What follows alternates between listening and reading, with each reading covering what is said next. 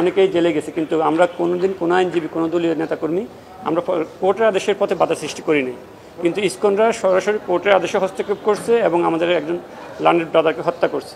ISKCON নিষিদ্ধ এখন এটা একটা সময়ের দাবি, কারণ তারা তো গতকালকে যে আমাদের পরশুদিন আমাদের যে লার্নেড ব্রাদারকে হত্যা করা হয়েছে, তারা প্রথমে আদালত অবমাননা করে চিন্ময় দাসের গায়ে আটকে দিয়েছে। এরপর ইন্ডিয়ান পররাষ্ট্র মন্ত্রণালয় যখন বিবৃতি দিল যে চিন্ময় দাসকে মুক্তি দেওয়া হোক, তখন তারা অ্যাগ্রেসিভ হয়ে গিয়ে আমাদের এই আইনজীবীকে হত্যা করে। অর্থাৎ ইসকনরা এখন ইন্ডিয়ার যে প্রোপাগান্ডা আসে সবগুলো বাস্তবায়নের কাজ করতেছে।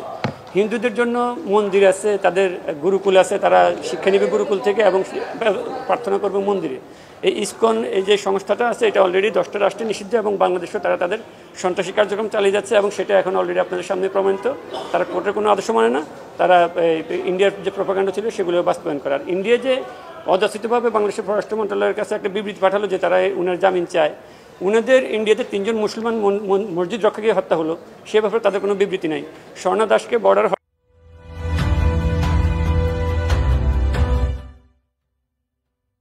হত্যা করা হলো, সে ব্যাপারে তাদের কোনো বিবৃতি নেই।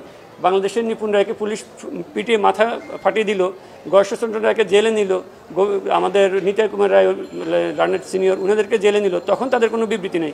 কিন্তু ইসকনের ব্যাপারে উনাদের একমাত্র ইন্টারেস্ট হওয়ার কারণ হলো তারা তাদের প্রত্যেকটা প্রোপাগান্ডা ইসকনকে দিয়ে, অর্থায়ন দিয়ে, অস্ত্র দিয়ে, বুদ্ধি দিয়ে সহায়তা করে বাংলাদেশটাকে অস্থির করে রাখছে।